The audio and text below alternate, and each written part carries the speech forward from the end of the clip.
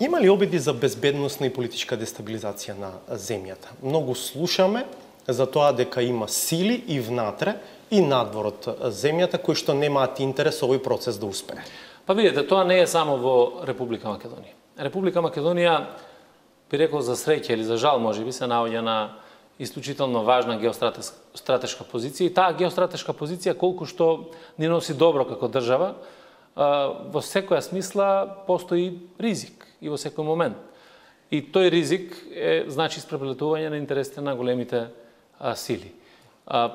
И во Република Македонија, како и во другите држави, токму во моментот кога се наближуваме кон членство во НАТО алијансата и во Европската унија, меѓутоа повеќе тоа е изразено кон НАТО алијансата, постојат сили кои што пробуваат да го спречат напредокот на државата, интегрирањето со НАТО алијансата од различни причини. Може да бидат тоа идеолошки причини, може да бидат од лични партиски причини, интереси, може да бидат од други типови, значи без разлика од кои причини постојат групи на луѓе кои што не се согласуваат со. Има ли пошироко организирана структура што работи на тоа?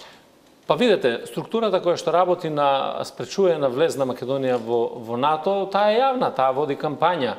И за жал нивна, би рекол, а не на Република Македонија, тие се една мала група на луѓе кои што сметам дека причините се сосема лични, не се водат од никаква идеологија, туку од лични, тесно партиски причини, побуди и така натаму, действуваат дека Република Македонија не треба да биде дел од НАТО. Може би си финансиски тие причини. Има такви истраги од каде доаѓаат пари? Меѓутоа најважна работа е дека немаме луѓе кои што идеолошки се спротивставуваат. Знаете, ние имаме во Македонија една многу чудна ситуација.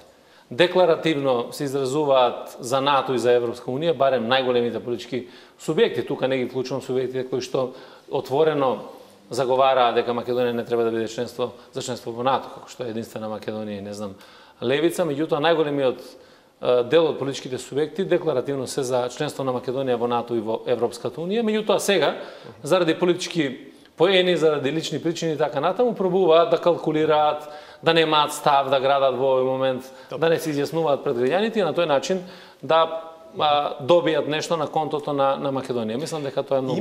Има ли сомнителни финанси кои што стигнуваат до тие структури? Некои споменуваат патувања, например, до така наречениот хуманитарен центар на Русија близу Ниш, не многу далеку од овде.